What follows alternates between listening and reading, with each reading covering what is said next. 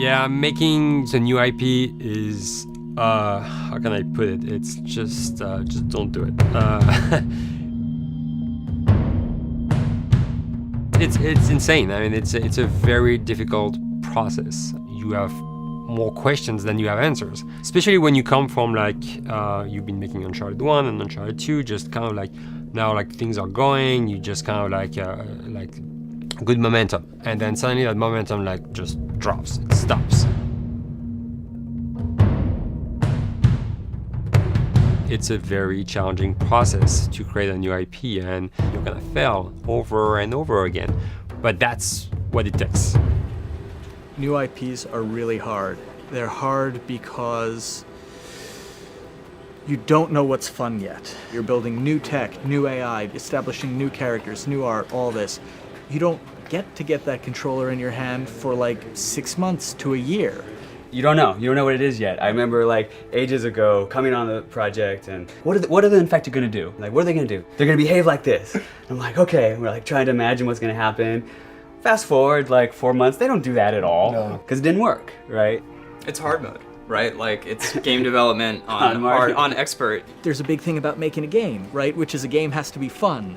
You get your first build where everything's working. You got player mechanics. You can walk around the world. You can shoot. You can melee attack people. You've got the AI in there. They're very intelligent, very difficult, and it's totally not fun because they snuck up behind you and murdered you in a second, and there was no way to figure out what was going on. We're making a game, by the way. Hey, James.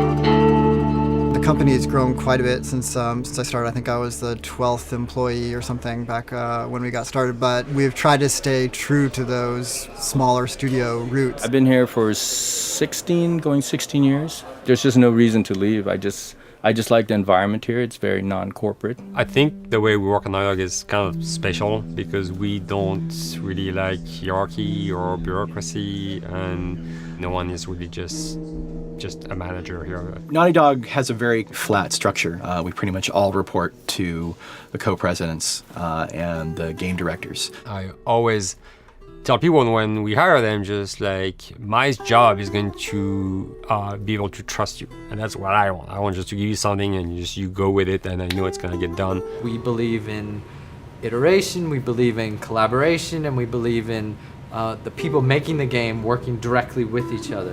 When we have designers and artists, animators all mixed up, anybody that's working on the same tasks, the same characters, the same areas, put them next to each other so they can communicate a lot better. We don't have a lot of meetings because if you need something to get done, you just walk over and you talk, and then you go back to your desk and you finish it up. And I really like that. I like when I just walk in the office and I see just designers talking with the programmers or programmers over the animators and talking to them. I think that's when really the magic happens. Naughty Dog, we really try to cultivate a culture where anybody can criticize anybody else's work. And we encourage people to be blunt about it and not try to sugarcoat it too much. It takes too long to be nice sometimes. It's not personal. It's based on more like, how can we make a better game? We want everybody to have a voice. We want to cut out all the bullshit if we can, making sure that people are making decisions not based on ego, but what is going to benefit the game. When you see that people trust your opinion and that they value it, it's such a great feeling. You really feel like you're working as a team on a collaborative effort. We want to sort of remember where we came from and you know, why we were successful then, and try to continue that success now. We make games. That's what we like to do. Back when Uncharted 2 wrapped up and we decided that we were going to build the second team and create a new project, we kicked around a lot of ideas. One of the very earliest ideas was to go back to Jak and Daxter. It's really near and dear to us. We really love those characters in that universe, and we think that there are some interesting stories still to be told there. We started to realize that it was not going to do justice to the franchise that the fans had fallen in love with. It would be shifting it so far in a new direction that we felt that effort would be more justified in developing a new IP. Neil and Bruce came to Christoph and I and said they wanted to do a post-apocalyptic game. I think the core essence of what they wanted to do, though, was to try to tell a story about two people and how their relationship evolved over the course of the entire game. That potential, oh wow, there is something very special about that game. This is going to be polished. Like, you're not sure if it's gonna work or not, and you have doubts. And like, should we be doing a game like that? Should we be doing a first-person shooter? Whatever. Like, you ask yourselves all those questions. And the creative director and the game director are the core of the team that have to really see eye to eye. That's why you have that balance between like Bruce and Neil, and Neil's gonna try to push the just the story and the characters, and Bruce is going to try to push that with just the gameplay as well. And so it's kind of like those guys are just trying always to find the right balance between the two. It's a very delicate process. We feel that the interactive medium has an untapped potential to touch the feelings of the player. You have that connectivity, the fact that I'm actually in the world and participating in what's happening on the screen in front of me. It gives us some sort of advantage to make you feel connected with what's actually happening. At Naughty Dog, that's what we're trying to do, is pair story and gameplay together. If we can make you feel like you're actually with these characters on that journey, and you're invested in those stories and those characters, then you're feeling, in theory, the same thing that they're feeling. As the story evolved and took different shapes and different forms, the thing that was always there was Joel and Ellie. And because of that, everything kind of grew out of that relationship.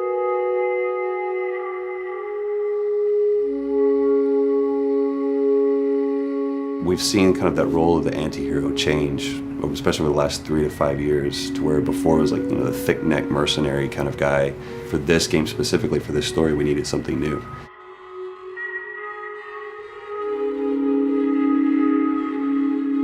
The reason we didn't want to make Ellie Joel's daughter from the get-go is because it wouldn't have anywhere to go. Of course, at that point, he'd be willing to do anything for his daughter, because that is what a dad would do for his daughter. If they didn't even know each other at the beginning of the story, then we start from scratch. It's almost like the player has the same relationship to Ellie as Joel does. And we could take our time to build that relationship between these characters. And if we do it right, then the player will be feeling that same growth that Joel does. And we're kind of mirroring that emotional relationship between the two.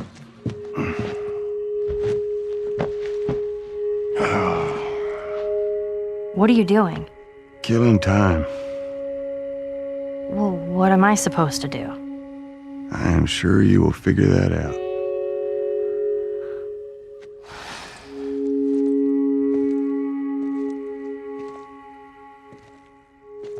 Your watch is broken.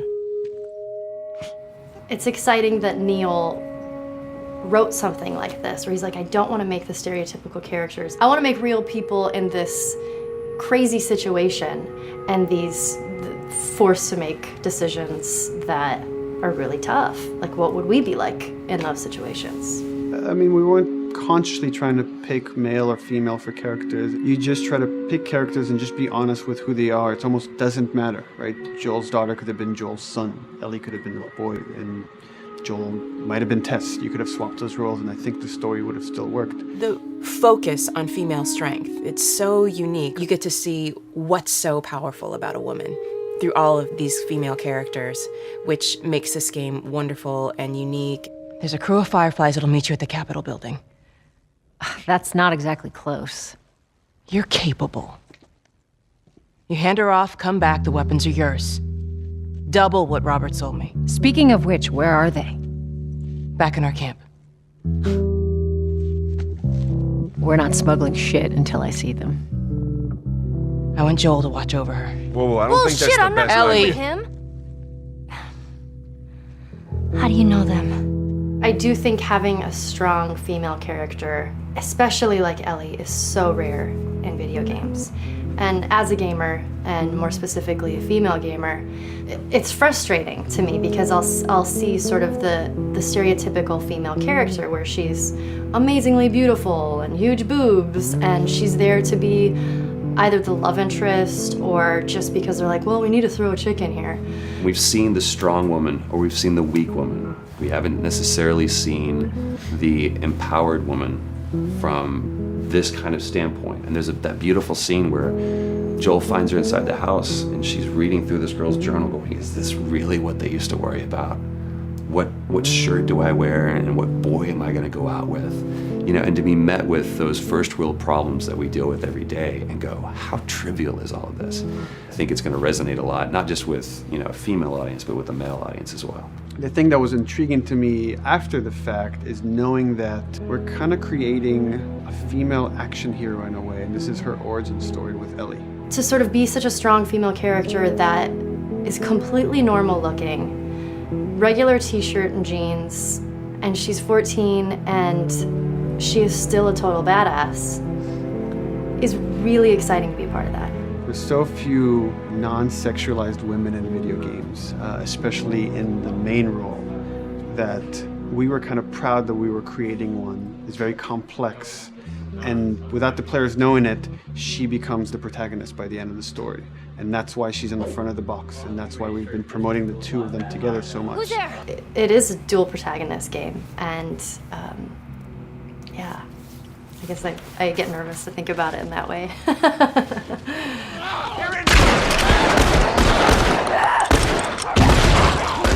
We couldn't talk about it. In fact, in interviews we've been lying about it, saying you never play as Ellie because it was so important for that to be a surprise.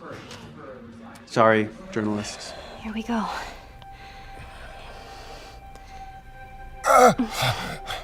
Sorry. Well done. That's it.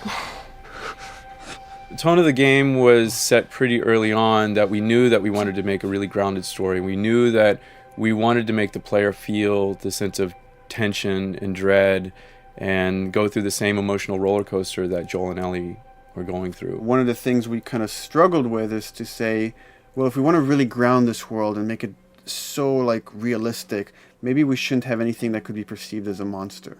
Maybe like by just having an infection that just killed people, and it's all about humans and how they deal with this post-apocalyptic society and how different people decide to survive. Maybe that would be enough. And what we realize is because we're making an action game, a lot of the storytelling happens on the joystick. And once we remove the infected, it's like all of a sudden now we can't tell the story through gameplay of what happened to the world. And that's where we kind of went back and kind of brought the infected back in, because it lets you see, once you're fighting them, the threat that people had to deal with, that otherwise would just be very cerebral and people could talk about it, but you couldn't necessarily experience it yourself. In a novel, that might work. In a game for us, specifically an action game, it didn't work. And from there, when we start kicking around those ideas, and we're just like, what would be cool just to play? The early inception for it really came from a BBC video we saw called Planet Earth, where they were talking about a cordyceps fungus.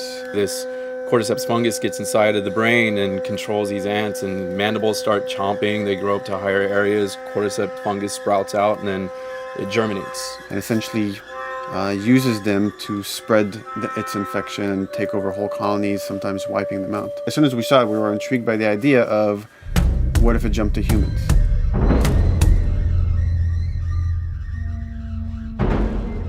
So what would happen? How would people react? What would happen to society?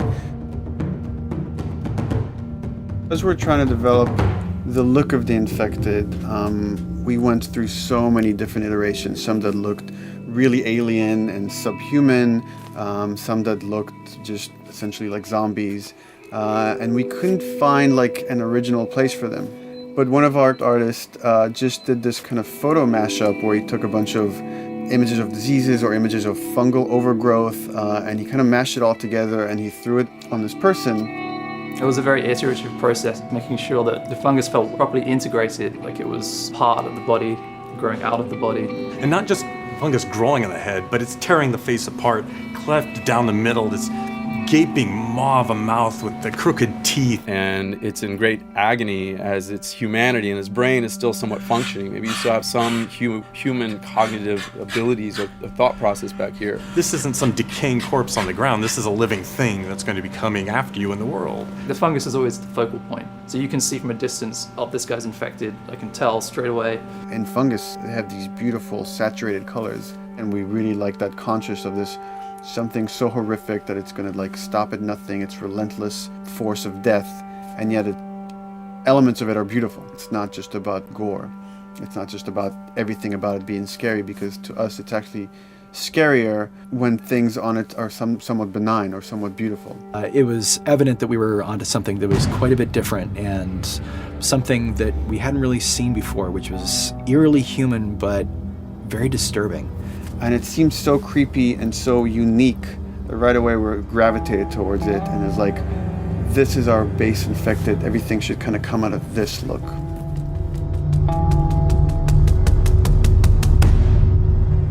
So once we had this idea of the face-splitting kind of look that eventually became what we called the clicker stage. We went to great lengths to create a full biological cycle for these things. So in the early stages, you don't actually see too many signs of the fungus surfacing out of the skin. It's kind of underneath it, like people have lumps starting to show. The eyes will be kind of cloudy or lopsided because the fungus kind of originates inside the head. That moves into the next phase, which is the clicking phase. And if they mess with the eyes, we end up saying, well, how do they get around? Oh, echolocation. And they use a form of echolocation to track down their enemies. Just like bats, or even some blind people can see by making a clicking sound, a sound that on its own wouldn't be very scary. And then to associate it with something that people in this world are very fearful of, so that as you're exploring an environment, all of a sudden you hear this click, and you're seeing everybody just get frightened, just everybody duck, everybody hushes. Great.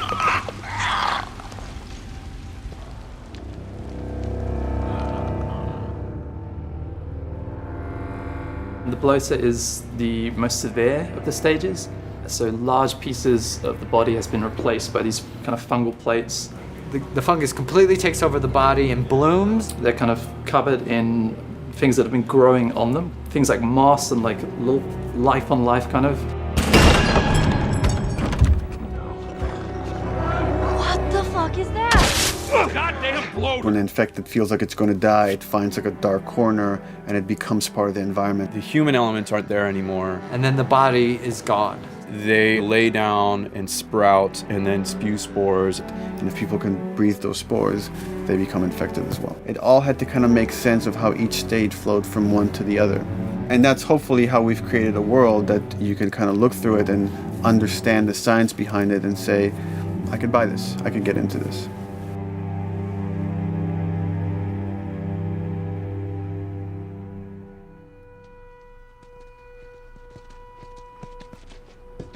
Mandatory evacuation. Evacuate to where? What do you think? Quarantine zone. See, some places got a heads up before the infection showed up. Most didn't. Over the course of Joel and Ellie's journey through this game across America, you find all these different societies, all these different enclaves, and you get to see how do they deal with the infected. Without the manifestation of this infection, you can't have these people making those interesting choices.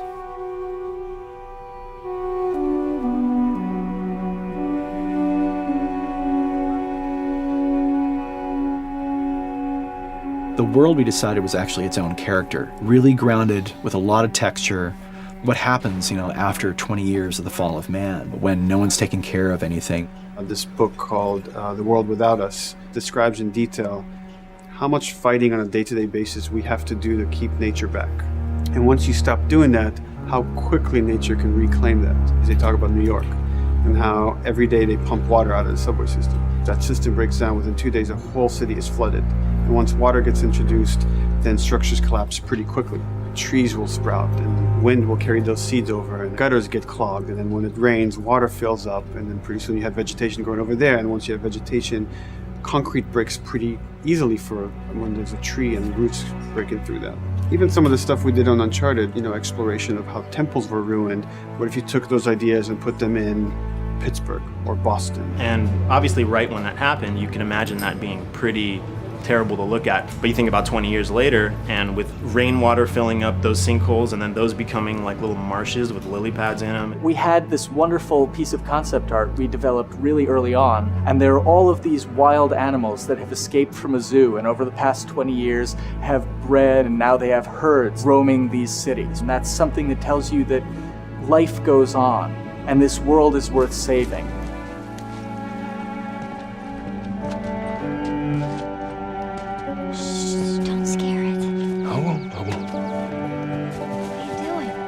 There's something really pretty about nature reclaiming its domain once we are gone. So fucking cool. We have another level of OCD of the logic goes into some of these environments. Water damage seeps in, and then that creates some little moss growing on the floor, or a tree radiates energy from its base, and that over time starts to melt the snow around it. And that's the reason why you'd see those like rings of leaves showing through in the snow. That gives it that extra, believability. This is pitch art. I'll try to start with an idea that conveys sort of the feel of the environment. Something like this, very brushstrokey, very painterly. You can see not a lot of detail, just energy and conveying a mood. This is sort of just a conversation starter, and then this would be more of an actual space. So you start talking about, is this too tight of a space right here? Would the player even fit through there? Do we even want to include water? Those are conversations you start having a little bit later. And then it usually needs several more passes back and forth in order to be tightened up to be the experience that you would see in the final product. So, dude, I was actually trying to figure out right here, there should probably be some dead foliage.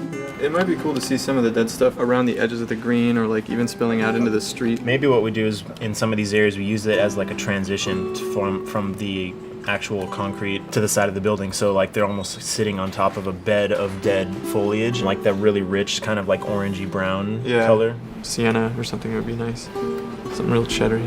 That's how you know you're done. The end product often ends up being stronger because that bouncing back off somebody else gives you a result that maybe you wouldn't have even thought of in the first place. All right, here's the bridge. That's our way out of here. As far as concept art goes, definitely the ultimate goal is just helping everybody as much as possible. Me and the background artist will work together. I'll often just go to them because they've got like a really, really good like visual imagination. At some point, you came in almost like flat on.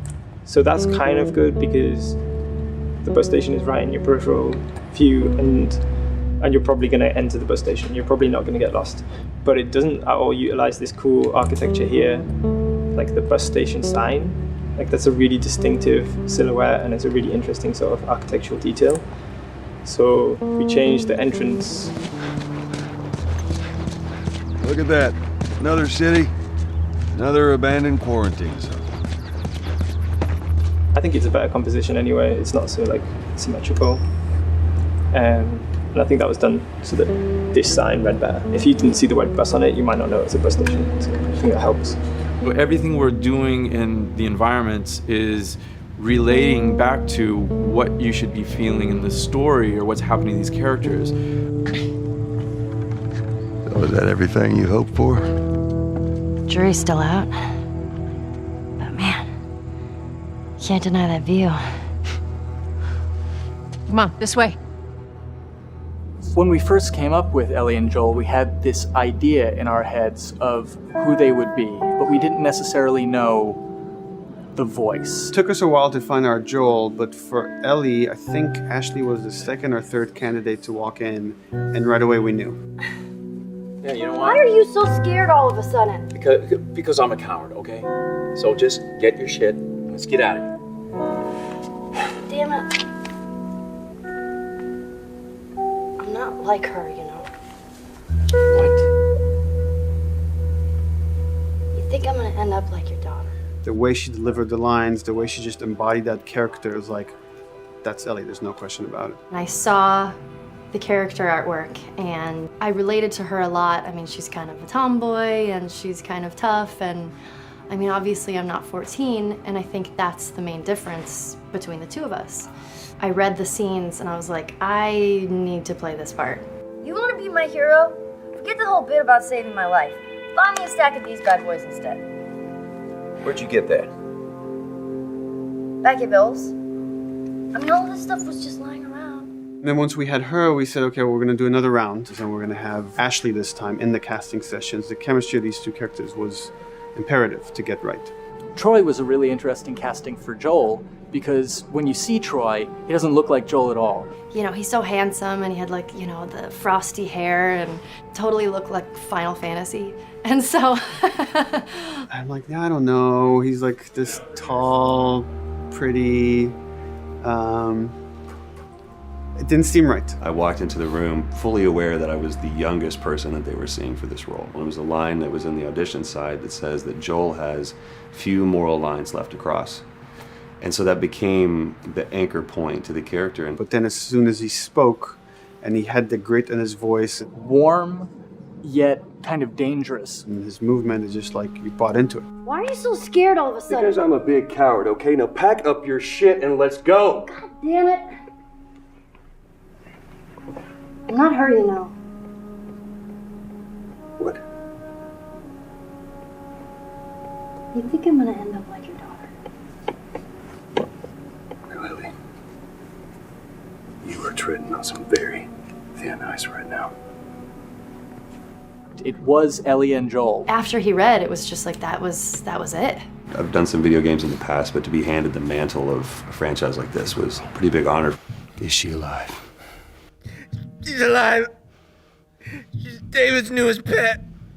Ah! Where? In the town. She's in the town.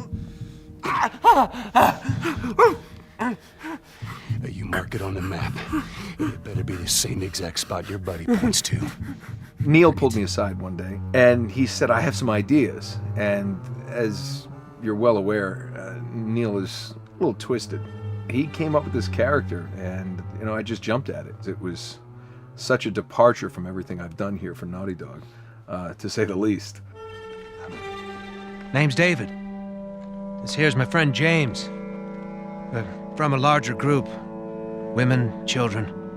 They're all very, very hungry. To be able to put on a voice that, hopefully a lot of people won't know, won't notice that it's even me. Because we didn't want it to be Drake. Drake eating people, that's a whole nother game. How did you put it? Tiny pieces. See you tomorrow, Ellie. Certain voices that I can do wouldn't fit the David's artwork, but he showed me the art, and I said maybe it's something like this, where everything's, it's very quiet. And just, he's not really sure, and the voice can break a little. And he just looked and goes, yeah, that's it.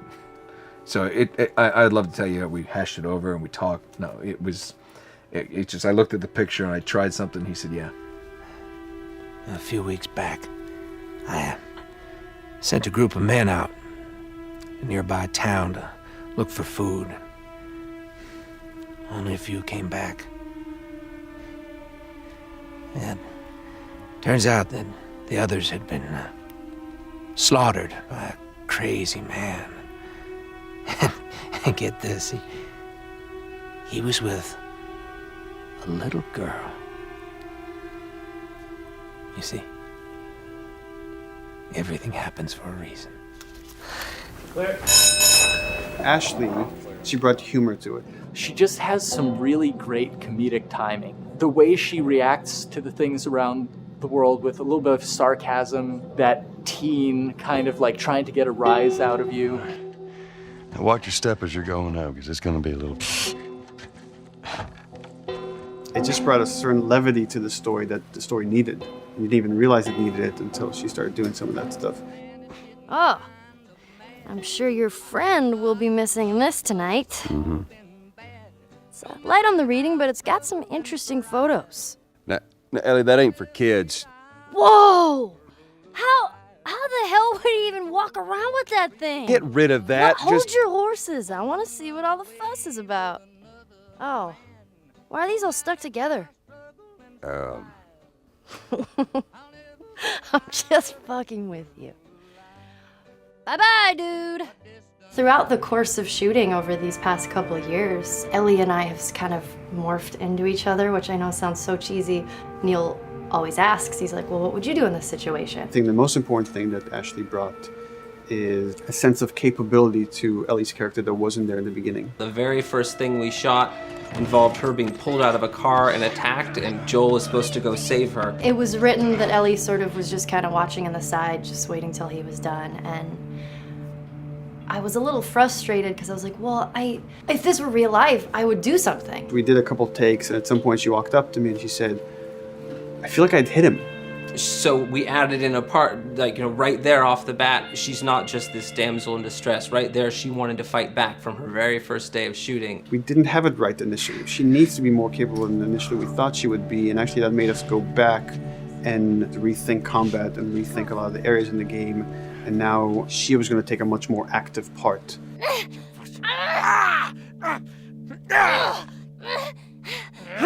Anything that requires, a lot of body movement, we do with the actors on the mocap stage. And we try as much as possible to use our actual principal actors, use their body motion as well as their voice. We capture it all at once there on the stage. Having the actors perform as well as being recorded at the same time was imperative to get an accurate performance. Because every time you split up the performance in any way, you lose some of that magic where they did a gesture or they delivered the line a certain way. And those things have to be in sync, or there's just something subconscious that's like off-putting about the performance when you don't do it that way. You are treading on some mighty thin ice here. I'm sorry about your daughter, Joel, but I have lost people too. You have no idea what loss is.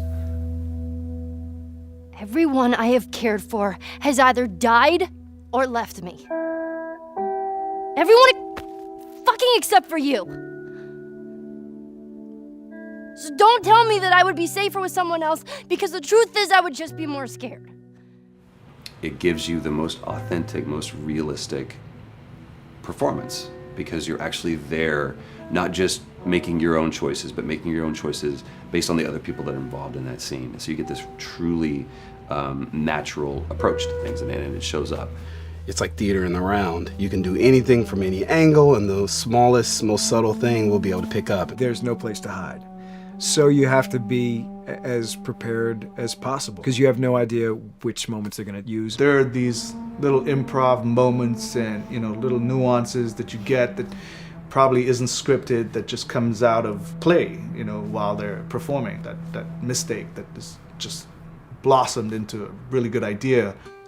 Did we improv on The Last of Us? Yes. Yes, we did. Doing this was a whole lot like being 5 playing in the backyard with a stick, and this is my machine gun, and and a pine cone is my hand grenade. It's all your imagination. I'm doing the exact same shit that I did 45 years ago. I just get paid for it now. We square. We're square. And get the fuck out of my town. I don't do a lot of voiceover work, so for me it was nice to be able to work off of your other actors. I can't imagine it working any other way. I'd never done mocap before. I didn't know what to expect. The suits were crazy. Yeah, the suit gave me wedgies. Like deep wedgies that I had to pick out with my middle finger. Too much information. Just how damn sexy I look in a motion capture suit. I look like 10-pound of sausage in a 5-pound casing in that thing, man. Once you get past the fact that like everybody else and you look like weird clown people with these little dots and stuff, once you like give over to that, it really was pretty easy to make it just feel like you're in the moment and in the scene. Everyone that was on this is a slam dunk. This isn't just another gig to them. And that creates a really cool energy for people to really start experimenting and playing jazz. Floor is yours. And action.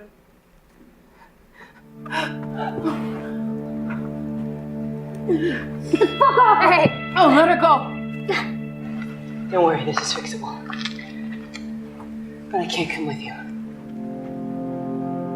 Well, then I'm staying. Ellie, I want Joel to watch over. Oh, no. Bullshit, I Ellie! with him. I could just take her to the North Tunnel and wait for me there. Jesus Christ. Just cargo, Joel. How do you know them? You know, we craft the scene out until it has a good feel, and then we pass it off to animation to clean it up. Real life motions don't necessarily always translate into gameplay. There's something that's usually missing, so we have to, you know, maybe enhance the gesture or enhance the shoulder movements or a breath that you want to be able to feel, but you don't really see it, so you can't really feel it unless you see it. Is everything all right? Yeah, everything's fine. I could have him lean in here a little bit more, like this, take his hand down. When they're on stage, they don't necessarily have windows, you know, so that weight of like really pushing and leaning in, it's something that we would have to accentuate. You know, give him a little bit more weight on that turn, or put his head down a little bit more. There's a lot of dialogue that gets said between the two characters. We have to bring that alive through animation, and we have what we're using as gestures. Why would they mow down all these people? Can't let everyone in. If you turned off the sound, you'd know that they were talking to each other. And that really helps accentuate the relationship that the two have together. We have certain animations that play in the beginning of the game on Ellie. She's traveling with Joel, who she doesn't really know. There's a lot of gestures to make her look nervous, just her overall stance. Later on in the game, they develop a relationship through the animation, not just the dialogue. You can see that she's more comfortable around him. If that reads well with the player, then, you know, we're doing our job.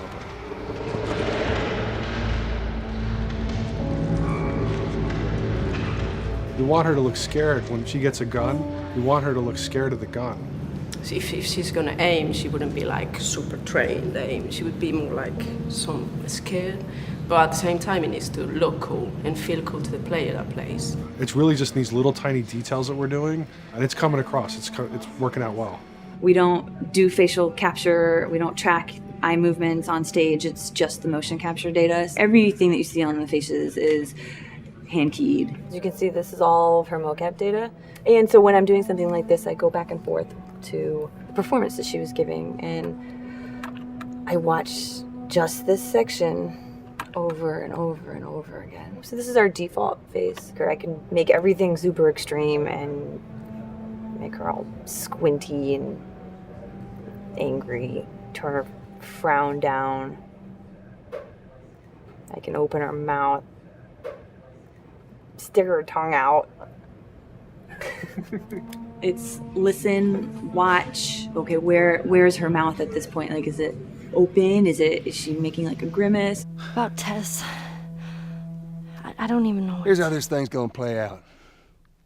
You don't bring up Tess. Ever. Matter of fact, we just keep our histories to ourselves.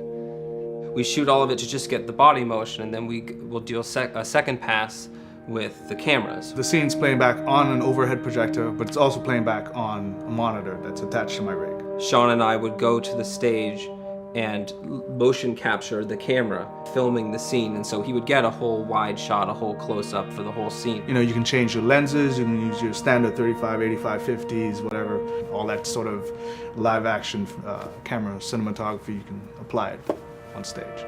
We make sure to go back in and add flaws. We keep the confinements of the room so the camera can't go past a certain wall, because then we have this cheated perspective. If the cameraman bumps into the wall, we keep it. You know, missing focus hits when you're pulling focus, going too close to a character and reframing, those little moments in there kind of keeps it very cinema verite. If everything was too perfect, you wouldn't be able to put your finger on it, but you'd be able to feel it. It would just feel off. It's very much about grounding it, despite having, you know, the option to do whatever we want. Being able to place the cameras anywhere we want after the motion capture gives us both advantages and disadvantages. The biggest advantage is it means that we just have to nail the best performances we can get, and the luxury is that we can always swap it. The 3D world gives you limitless opportunities with cameras and movements, exposures, all that stuff. Most of these cameras are sort of set up like real world cameras. So we have lens, we have f-stop that will create the depth of field. We have aperture to, you know, set our film back and all that stuff. A master, and then I have my close-ups, my over the shoulders, sort of just like a live action production. Let's go to camera 30 at the 23.458. Then I get that kind of weird, you know, bend across his back. The closer I bring the camera, the more bend I get, which is, you know, doesn't look right. It looks less cinematic than if I do that, which flattens the whole thing. And I'm trying to also catch Ellie. Like if you scrub a little more, catch her in the back here. So I want a longer lens of that kind of stuff. Since I've only had experience working with live action before I got into video games, it was a kind of a cool adjustment to be able to have this extra flexibility in post, to swap a line of dialogue for something different, even though that's not what the actors said at that time, and to be able to still have a close-up on them while they said it. You get to make it probably more perfect than you could ever make it in live action. How far are we gonna take As far as it needs to go. Where was this lab of theirs? Because our actors are both the voice and their body, they get to play, they get to try things, they get to work with our director to kind of come up with new ideas, or even our director will have a new idea on the spot that wasn't there in the script, but realizing when he sees it, oh, well, this would actually be better, this might feel better. And those changes all just happen organically there on the set. He could even lead straight into his thing. It's like, no shit, yep, Ty, we wanted to do that, so we rented 2 Harleys and drove cross country. Keep it pretty succinct, like we got the bikes, rode them cross country. Cool. It's shocking to me that this is Neil's first time directing. There was a specific tone and a specific approach that Neil and Bruce wanted to take with this. It just came down to there's nobody who knows the story better than you, and then there's nobody that knows these characters better than you. Why don't you just do this? He and I actually had a conversation about it. He says, I think I'm going to try this myself, and I'm not sure. Neil was fantastic. The floor is yours. Okay, so remember, you've been running away from this turret-mounted truck. If you come to this dead end, you're going to look up and see a potential way out. And action. Check it out.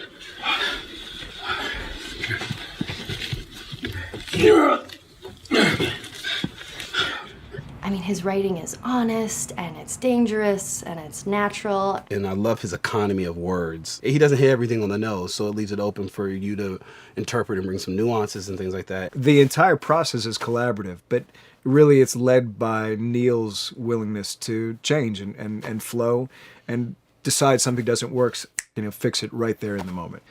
And it is something that's very foreign to the way that TV and film is done now, where everything has been micromanaged by the time you get it to the table read, and no one wants you to change anything, and everything's very precious and has been rewritten with notes from 20 people in suits, and you can't do that just anywhere in entertainment these days. Yeah, I want to make sure. I think I swung too far over to this way, and now it's a little bit of making jokes about it, and I need to bring it back to center a little bit. There's one scene in the game where we see Joel not as a ruthless survivor, but as a father. I knew from the very beginning that he was going to lose his daughter, and I just told Neil, I was like, when that day comes for us to shoot that, I need a heads up. About a week before, he said, it's time, we're going to do that scene. I was like, okay, because I knew that I was going to have to go to this place that you don't really want to go to as an actor. You want to find some aspect of reality that you can empathetically draw from, Troy and I were both kind of just like walking around for a while and just kind of getting into the zone, and well, my grandpa died when I was 8. He was like my dad, and so that's always what I use to get into that place. I started recalling all those memories and starting pulling up all those feelings, and they're just right underneath the surface. When I walked back in, everyone realized that something was different. They kind of calmed down, You could feel the energy just drop a little bit more. It was brutal. I lose my shit. I mean, just completely break down. Don't do this, please, God, no. Oh, God, no!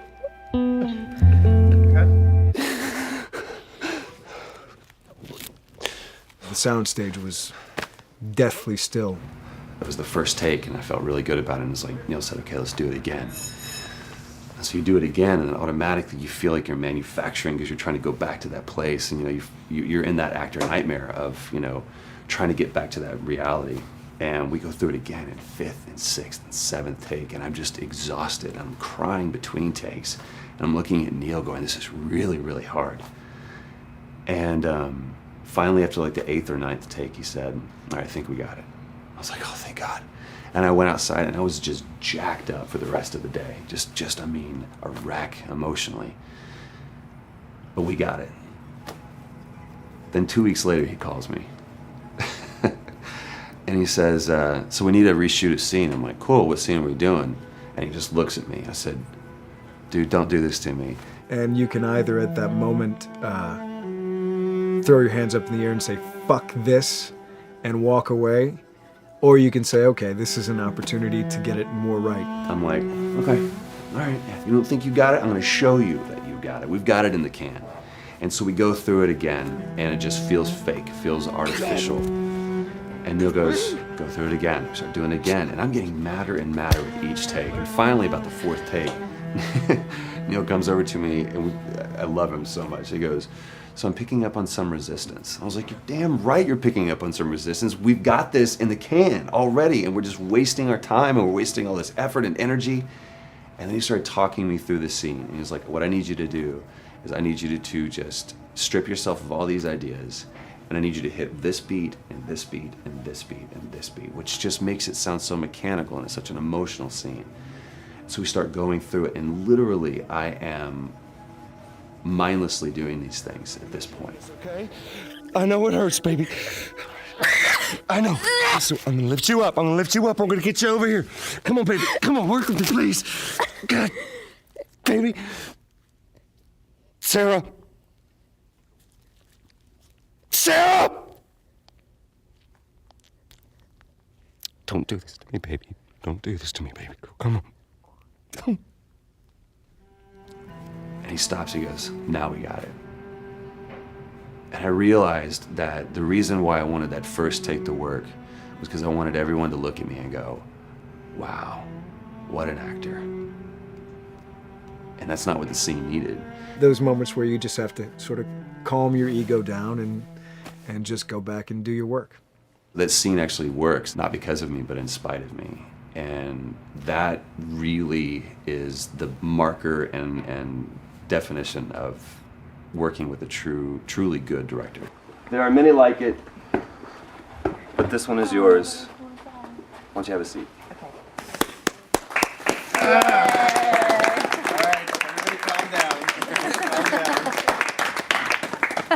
Thanks, guys. The director's chair. Working on the project, we knew we wanted to have a pretty minimalist soundtrack. And we had a folder where we just throw music in there. Looked at the folder one day and we saw, we have a lot of stuff here from Gustavo Santaolalla. We're looking for a composer. What if we reached out to him? Oh, no. Sarah. Move your hands, baby. I know, baby, I know. Listen to me, I know this one. You're gonna be okay, baby. Stay with me. I want to pick you up. I know, baby. I know it hurts. Come on, baby. Please. I know, baby. I know. Sarah. Baby.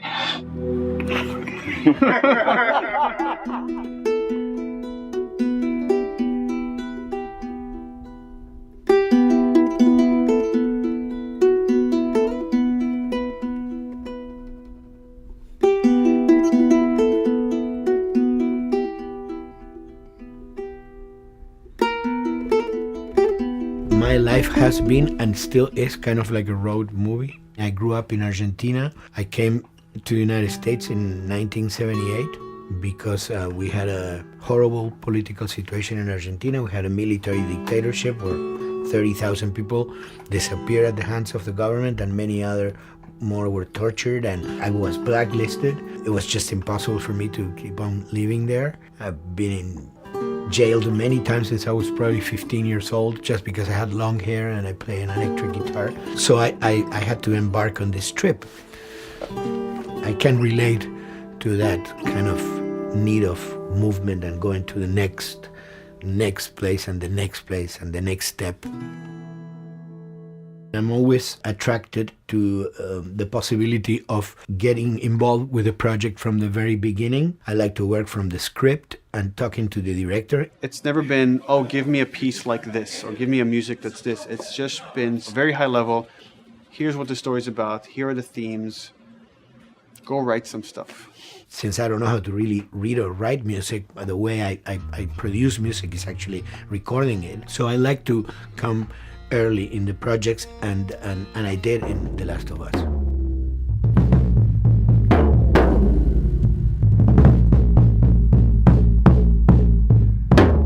one thing that was fantastic from the very, very beginning was the freedom I had to try and to do whatever I felt could work, you know?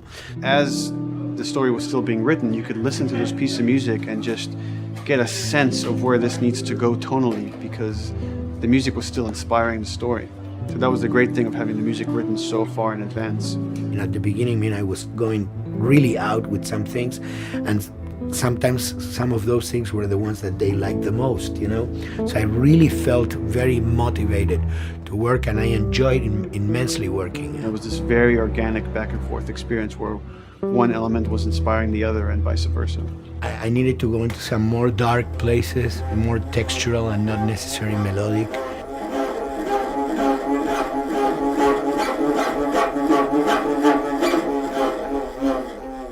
I'm always trying to sort of push myself into playing instruments that I don't know how to play. There's an element of danger and innocence. Lennon once said, you know, give me a tuba and I will be able to do something. I'm an artist. I should be able to do something. I like to put myself in that situation.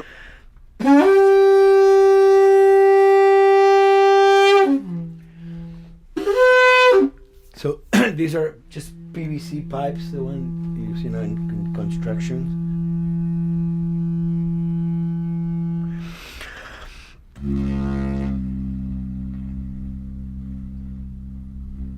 Or instruments that I know, kind of twist them. From the concept of the prepared piano, you know, I mean, I've worked with prepared guitar to stick things into the guitar and things like that.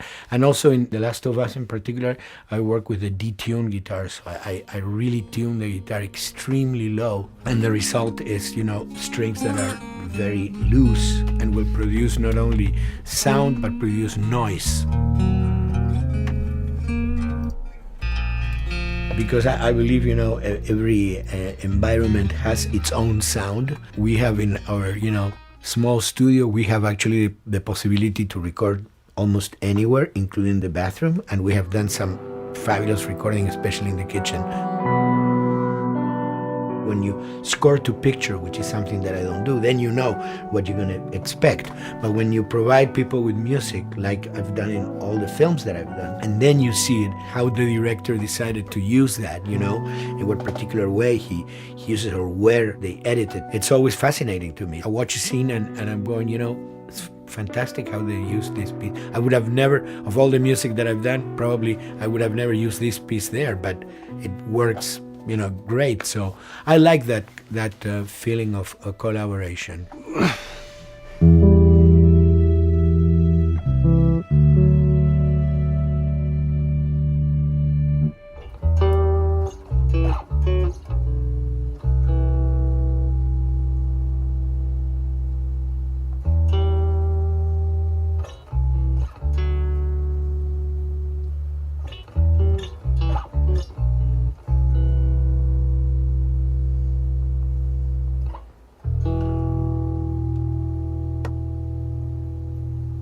I think, you know, the guys also that work in programming and adapting that music to the game, they should share a lot of the credit for the end result. In the beginning, there was silence.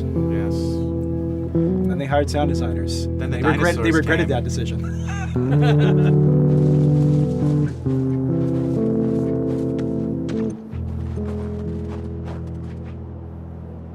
Hold it steady. Ha! Got you! In a much quieter environment like that, we really had to fill out the soundscape with much more natural sounds, much more detailed, delicate sounds. The tension comes from the lack of sound, in a way. Your brain is thrown off because where I expect to hear buses and crowds, all of a sudden I hear wind and leaves rustling. Again, it's creepy and beautiful at the same time because it's almost like I'm going on a hike, but I'm in a downtown area.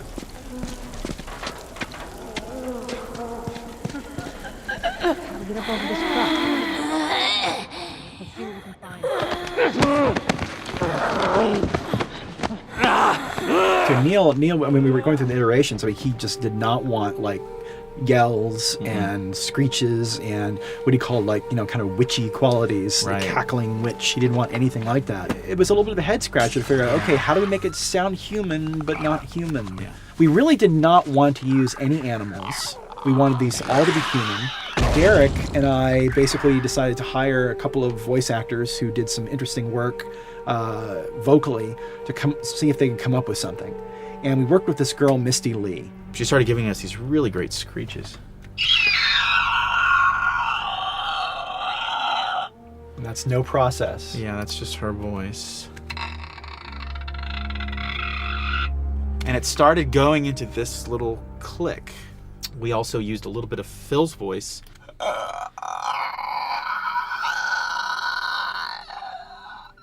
We'd combine that also with an occasional Derek. That's just me, moving my tongue.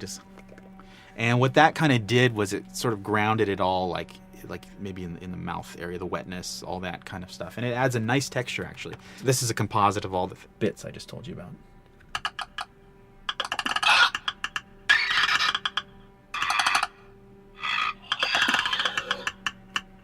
Sounds like a Snapple bottle. Oh, the lid? Like the lid, yeah. That's a good idea. Fuck, where were you guys months ago? Why did we think of that? Why did we think of that?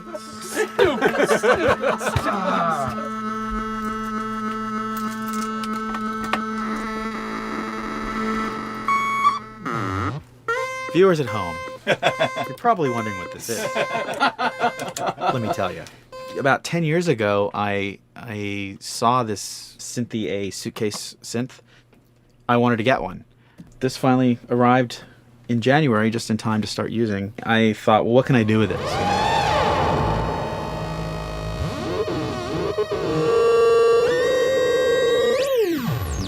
In Lakeside, there's a whiteout that happens, and this thing has a noise generator, which gives really convincing wind sound.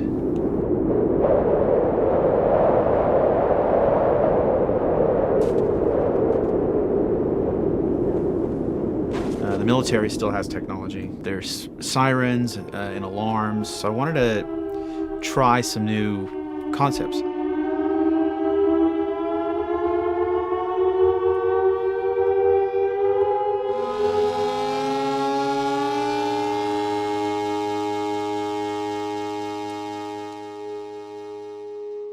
Man.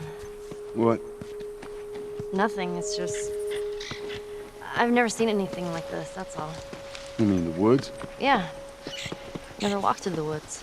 It's kind of cool.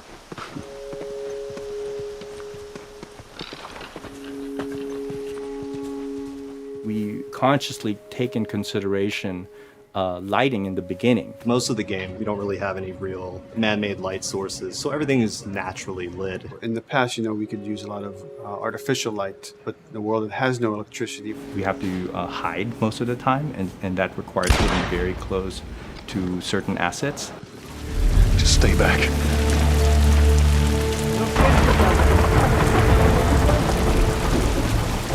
Otherwise, can't. Detail's expensive, and if you build up too much of it, you end up running into technical problems, right? Your engine slows down. When the frame rate goes down, everyone can bring up the profiling tools and see which parts of the frame actually cause the drop of the frame rate. This is the profiling tool. These are all the SPUs. Here's the GPU, and then here's the PPU. You can see here's the main process and here's all the sub-processes, and you can see, tells you how many milliseconds and cycles it's taking. The programmers are whiz at modifying this stuff and realizing, oh my God, why is this thing so big? We're taking 10 milliseconds on this thing. And then that's when they come over and find somebody and hit them over the head with a club and be like, why are you doing this? I love, we put the 30 frames per second goal because that's what we shoot for. Someone nicely put the 60 frames per second goal. It's like, yeah, we're not gonna hit that. Lighters usually can come up with different lighting setup that still looks great, but is less costly in terms of performance. Did you talk to the character artist about her hand? So her face is getting a lot of spec, but then her arm is just bone dry. You think something we can tweak in shader? We'll have to send back to character team Michael to take a look. I can play with the lights and see if that's creates more spec. Yeah. I've never ever focused so much on lighting and how much sensitivity there is to that here. One of the first lighting scenarios I had to do was like 7 a.m. like overcast. And I'd like wake up early and like take photos with my phone. What color are the shadows, what color is the light? It is a master's course unto itself of how to deal with ambient lighting because I've never had to use it so much. Man, this is kind of sad. What is? All this music that's just sitting here. No one's around to listen to it. I don't know. It doesn't seem right. All the characters cast soft shadows onto the environment. Even when there is no direct sunlight or no direct light sources, we still have nice fuzzy shadows. When you're walking down a hallway and you see your soft shadow goes along with you projecting on the wall on the environment, that make everything look real.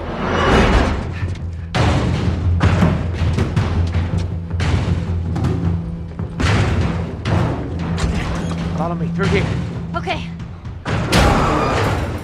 The flashlight brought a whole new spin on it. So some of the environments end up being really, really dark, and you need the flashlight to get around. Give me a hand.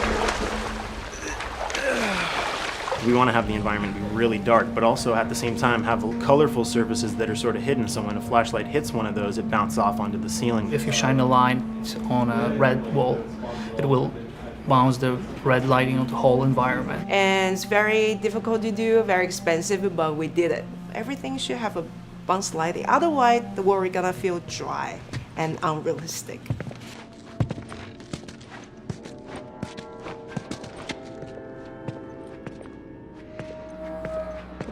I guess this is where the assholes sleep. I mean, slept. This engine is really driven in a way towards a very high level of cinematic control over each frame. And hopefully, if we achieve our goal, you'll see it is beautiful. There are these truly beautiful moments amid all this chaos and destruction. Yeah, once we're done with this whole thing, I'm gonna teach you how to play guitar. What do you say, huh? Ellie, come on.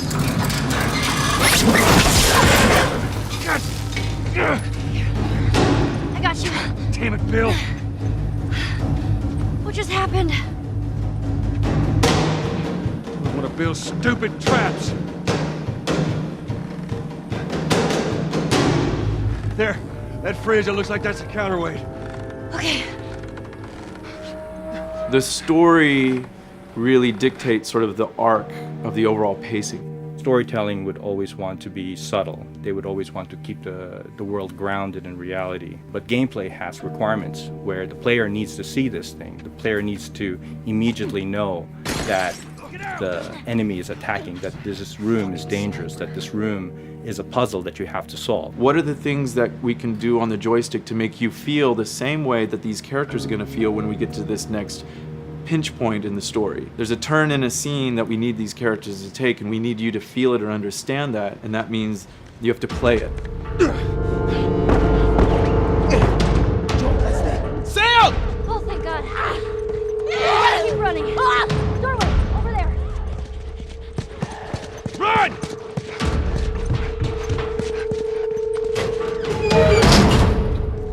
We really want to make sure that there's that contrast between the negative space and then the high tension spikes.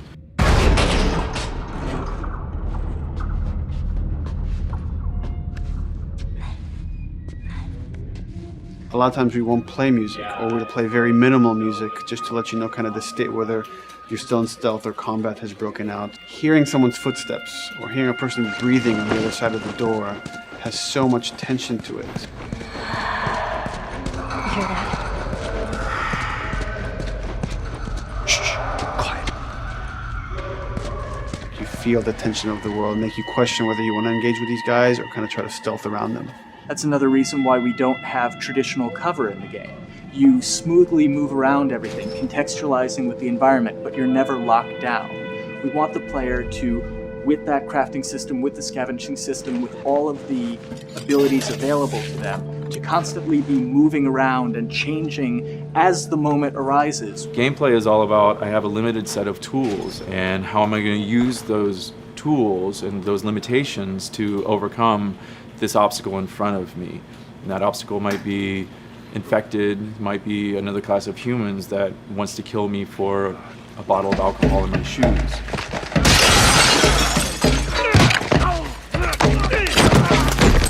It was important for us that we don't underplay the violence, because then the threat doesn't seem as real.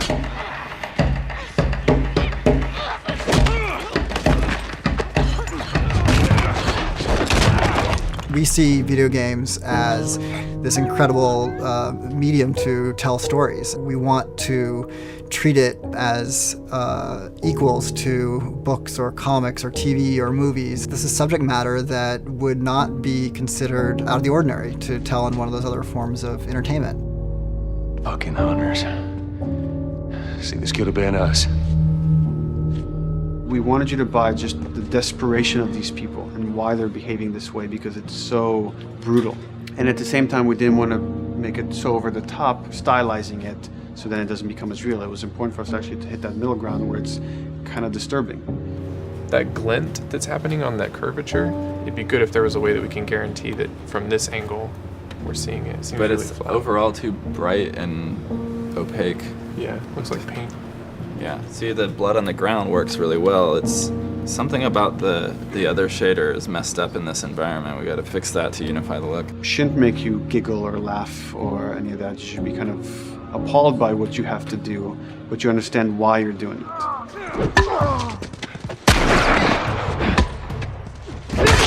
You want to feel each hit. You want to feel each concussive strike. Lives are at stake. You want a death animation to have impactful performance, not just have a guy keel over in a ragdoll. In real life, a guy hitting a guy takes a half a second, but in the game world, you want that to be as instantaneous as possible. I live my whole life in this very ugly test level. I basically just fight dudes in here all the time. Almost every move is divided between like an intro and a swing. And one of the many things I have to end up doing is like counting frames and being like, okay, on frame 18, I want you to get out of here. I want you to be able to start moving. Every hit reaction that an NPC plays, they are not necessarily in the correct pose. When you strike them the next time, we just pop them with a 0 frame animation change, which is usually kind of a no-no, you know what I mean? Normally you want characters to blend smoothly and realistically into animations. But what we found is that you can cover that pop up with a heavy impact. They can go from almost any pose into the pose that the impact starts from, and your eye just covers up the transition for you. So if you throw a brick at a guy, it puts him in this like kind of staggering stun state. And that changes the moves that you do when you come up and punch him. So now I'm gonna come up and punch him, and now when you're punching him, because you've hit him down, you get this like auto aim moment where you get like a free headshot. I try to make it so that, you know, if you kind of know what you're doing, that you can set yourself up for 1 + 2 = 3. Right here! Memory on a console is a very precious resource. All of Joel's animations with every weapon, all the NPC animations, the stealth kills, you know, all of that stuff happening need to fit within a 4 meg to 5 meg memory footprint. This is a list of everything that's loaded in game and how much memory it's taking, because memory is our most precious resource right now. So we have a level, we call it the bookstore, it's in Hunter City, and this is a zone, for example. So when I set an AI to this zone, he will never leave its boundaries. I want guys to guard this exit where you have to go through, so I'll zone a couple guys around there to make sure that they, you know, they can fight you and use all this cover, but they want to stay around this door. This is another key component of the AI, is what we call the nav mesh. This defines the overall play space of where an AI knows he can or cannot go. Hey look, that's where a cover used to be, and there's a hole cut out for it. I gotta fix that. Here's some other wonderful things. See these little red polygons? Yeah, that means they're not linking right for some reason, so that means they can't really walk through here properly. It's a bug, and I need to fix it. Welcome to my life.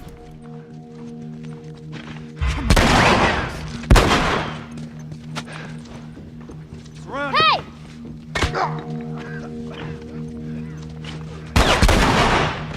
If you look at a lot of games, NPCs are usually only alive for, you know, a few seconds before the player ends up shooting them and then they're dead.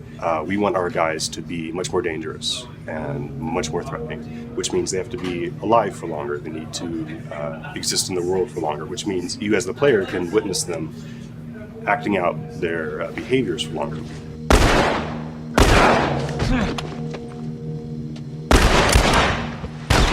So we've been working really hard on our AI systems. Back of the box, biggest bullet is going to be like AI.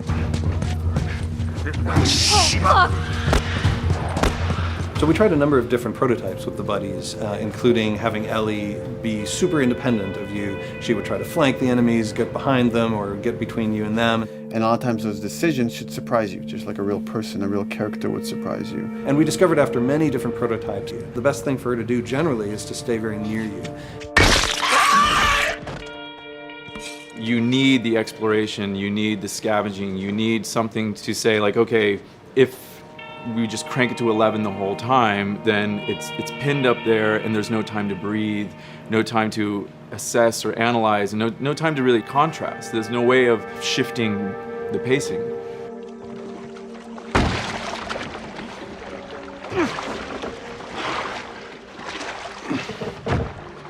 Puzzles are really weird, especially like Naughty Dog puzzles. I think they're very simple and satisfying.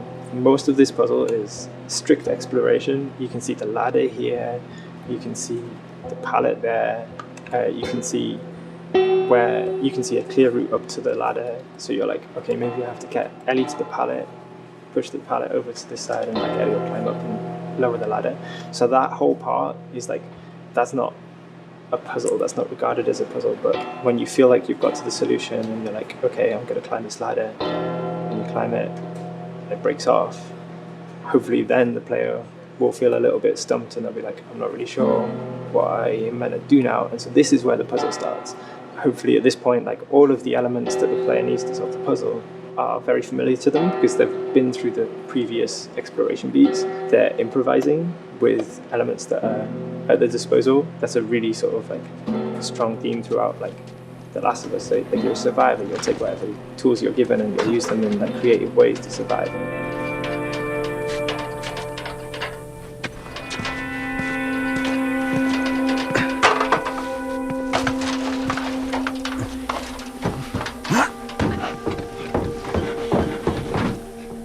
We set out to create something kind of new to Naughty Dog, this crafting system. Our lead designer, Jacob Minkoff, he got this book of like the survivalist handbook and homemade munitions and all sorts of funny stuff. Just start reading about, okay, if I was just wandering around in a collapsed society, this world, what stuff that seems like I could find? Alcohol and sugar, you know, if you want to make a smoke bomb. It's difficult to balance the right amount of resources against what you think the player's going to need and making sure that the player feels like they're getting just enough to survive, but not too much that they feel like they're a powerhouse. We wanted you to be forced to make some choices in the world that showed how depleted the resources were. So if there's a particular point in the story where the characters are having a particularly difficult time surviving, then we want you as the player to be finding fewer items, farther apart, harder to survive. We will item starve you at the same time that those characters are feeling starved and worn out. Then you expose something to them. Oh, here's a cache, and if I can just get into that cache. Oh, look, there's a wealth of things in here. God, I was so worried. My health was low. If I had run into a combat, because it's always that thing in your head, it's that Hitchcockian thing about the danger that you see is less meaningful than the danger that's in your head.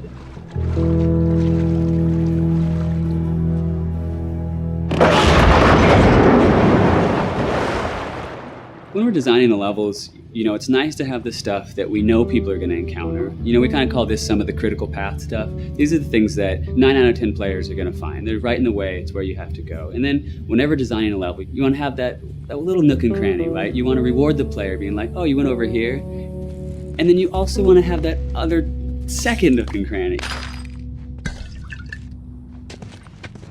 The player is supposed to go place a ladder here and climb up through the rest of the hotel. But what they can also do is shimmy across this area, and I place a really cool like upgrade kind of off the beaten path to reward players for exploring. So if they come all the way over here, they're gonna get this really cool training manual. It's a funny little bit of trivia. The HUD system, not the menus, not like when you hit start and stuff, but the actual HUD system where you see the reticles and stuff, It was literally created for an E3 demo early in Uncharted 1, and that's been our HUD system, the foundation of our HUD system for the last 4 games. First time in Naughty Dog's history, we hired Alex. She's awesome, and she's got a really good understanding of UI and how it applies to games. The thing that I hate about any game's UI is when it pulls you out of the game for too long. No one wants to spend time in menus. Nobody loves UI, if we're being honest. Like, weapon slotting has probably gone through more iterations than any other system. The stuff that we finally ended up implementing, you press select, you get into this menu, then you D-pad left and right through the slots, and then D-pad up and down will change the weapon, and then just, you don't have to press X or anything, you just select out of it. When you're still, like Joel is here, that's fine, but then as soon as you get into an actual situation, so I'm gonna go over here and cause some trouble. Okay, so here they come, oh god. All right, so now I'm out of ammo. Now I need to like get back in that menu. I have to like run away from them, get into the menu, get out of it. And it ends up feeling like super clunky. Like again, okay, I'm out of ammo again. Get out of here. I need to take out one of my other long guns. And now Bill's in trouble. Bill's in trouble over here. And I've got to like I'm in a menu now and it's like, oh shit, whoever designed this UI is so bad. Like what were they thinking? Bill's gonna die. In theory, it worked, but then in practice, it felt a little clunky. We wanted it to be the absolute minimum amount of button presses. You don't say to yourself, oh, I'm never going to be able to do this in time, so I'm just going to give up. I'll die, I'll restart, let me try again. You want to always make the player feel that there is a way to survive. They can just do this fast enough. And like what's gonna go in now, if you just left, right, D-pad through this stuff, you swap out your guns, like between long gun and short gun. If you're now on this gun and you were to hold X to pick your gun. So it all happens within the same system that you're using to slot the weapons. The first iteration that I did on that was awful. It just took way too long to get in. It was just a mess. QA was so upset at me like all the time. I'm sure they hate me now because of that system.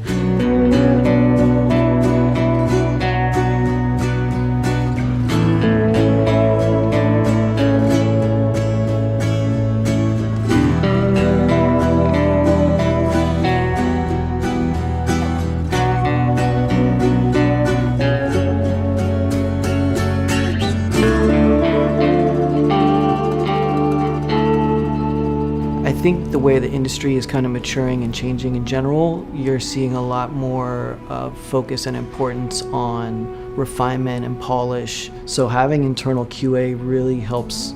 The industry is kind of changing from QA being this like tighten up the graphics on level 3 bro kind of vibe to like really being a more technical, mental investigative job. On the publisher side, it's more reactive towards the code being delivered in a stable, controlled environment. Whereas on the developer side, especially at Naughty Dog, we are going beneath the art and the design. We're given enough weight where we can go up to somebody and be like, look, you have to fix this. Why? Come over, I'll show you. That kind of feedback, I would love to be able to say like, that was us, but it gets so diffused throughout the iteration process that you're just kind of like adding your I guess like genes into the gene pool and then just seeing what happens, you know what I mean?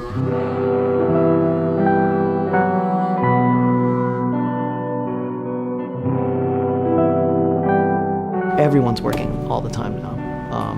But like I tell people, like 7 weeks and then you can have tons of time off, enjoy the sun, you know? But for now, it's like, this is it for everybody.